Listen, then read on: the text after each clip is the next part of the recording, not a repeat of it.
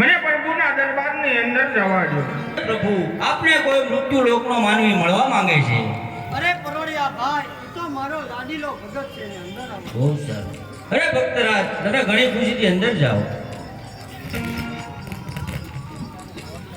ઓહો, કાળા માથાના માનવી પર દુઃખ હોય છે. હે, આ તો એક કવિ લોકનો નાથ કાળિયો ઠાકર, એની ઉપર પણ દુઃખ છે. મારા પ્રભુને લેલાટો છો લેલા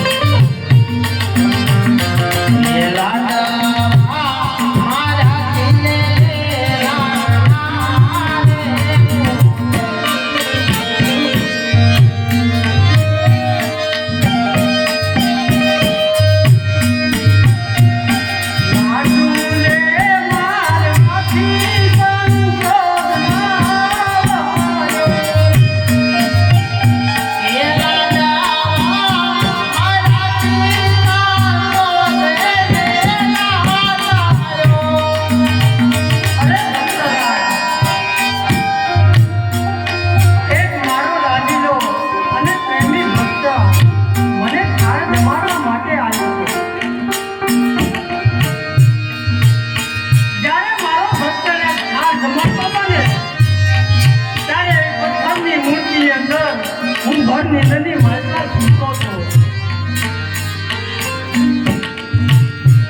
જ્યારે એ પથ્થરની મૂર્તિની અંદર હું ઘર નિંદની માળા સૂતો હતો ને ત્યારે મારા ભક્તો આપ મારો કાલાવાલા કરતા હતા. મારા ભક્ત રાજને મેં જવાબ ન આપો ને તો મારા ભક્ત અજમલને ક્રોધ કર્યો. ક્રોધ કરવાથી મારા ભક્તએ મારી પર પ્રહાર કર્યો છે. રાજન, હું કહું અને તમે સાંભળો.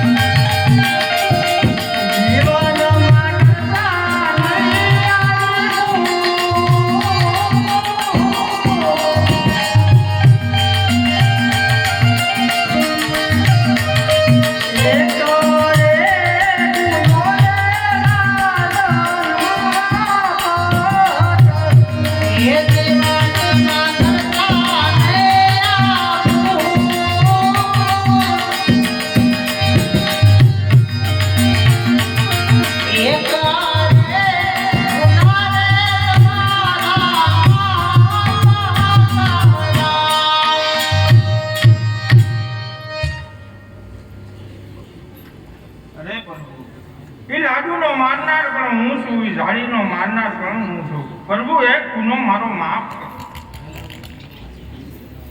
અરે રાજન, ભક્તો માટે સદાય ગુના માફ હોય છે. અરે હા રાજન, મેં તમને ધન આપી, દોલત આપી, માયા આપી, મિલકત આપી, મેં તમને રાજ આપ્યા, રજવાડા આપ્યા, છતાંય આવા સાત સમુદ્ર પાર કરી સોનાની નગરીમાં આવવાનું કારણ તો છે ને. અરે પ્રભુ, તમે તો એક અંતર્યામી છો. આપને તો બધી જાણ હોય છતાં મને પૂછી રહ્યા છો. અરે રાજન, ઘણીવાર જાણવા પતા અજાણ રહેવું પડે છે. અરે રાજન, આજ તમે એમ સમજો ને કે મારા ભગતના મુખે મારે સાંભળવું છે. તો સાંભળો પ્રભુ, એક મારું પરમાર્થ છે ને એક મારું સ્વાર્થ છે. અરે રાજન, કયું તમારું સ્વાર્થ અને વળી કયું તમારું પરમાર્થ? અરે રાજન, જે વાત હોય ને એ મને ખુશીથી જણાવો. સ્વાર્થ એટલે પ્રભુ, હું પેટ વિશે વાંજ્યો છું. પરમાર્થ એટલે 12 ગાઉની માલકા ભેરબા નામનો રાક્ષસ કશું કે પંથી કાંઈ નથી રહેવા દેતો પ્રભુ, એ મારું પરમાર્થ છે. અરે રાજન, તમે ભેરવા દત્તની ચિંતા મેલી દો. આ તો તમે ભૂલ્યા, જેનું નામ હોય છે ને એનું અવશ્ય માટે નાશ હોય છે. એ ભેરવાનો ટૂંક સમયની માલકો અંત આવી ગયો છે. અરે રાજન, આપનું પરમાર્થ કહેતા તમે પેટ પુત્ર વાંજ્યા છો. અરે રાજન, હું કહું અને તમે સાંભળો.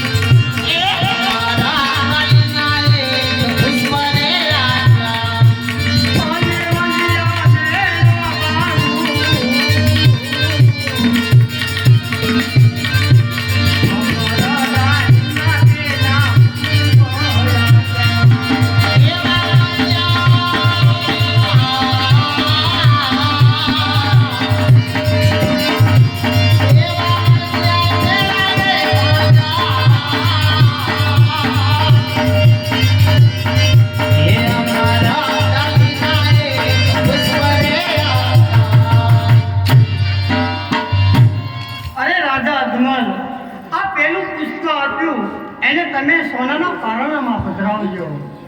બંને જણા 9 માસ એની સેવા કરજો. મારથી મોટા મારા ભાઈ બળદેવ આપના ઘરે જન્મ ધારણ કરશે અને આપના વાંજ્યા મેળા ભાંગશે.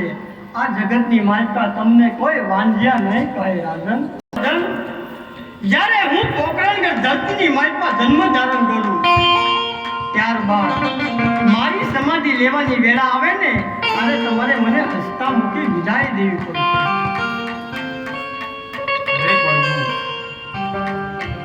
દીકરો બાપને હસતા મૂકે કેવી રીતે વિદાય આપે?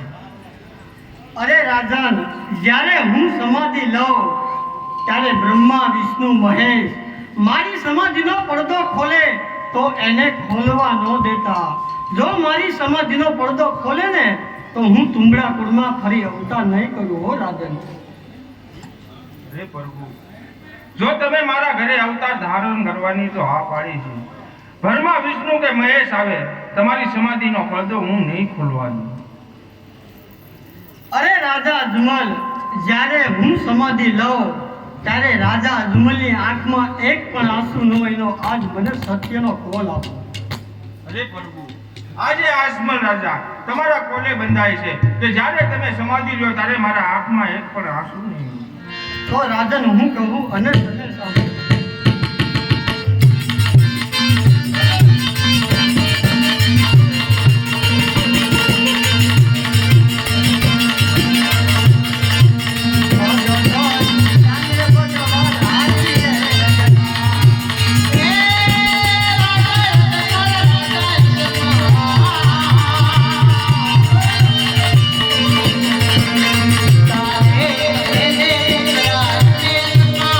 you.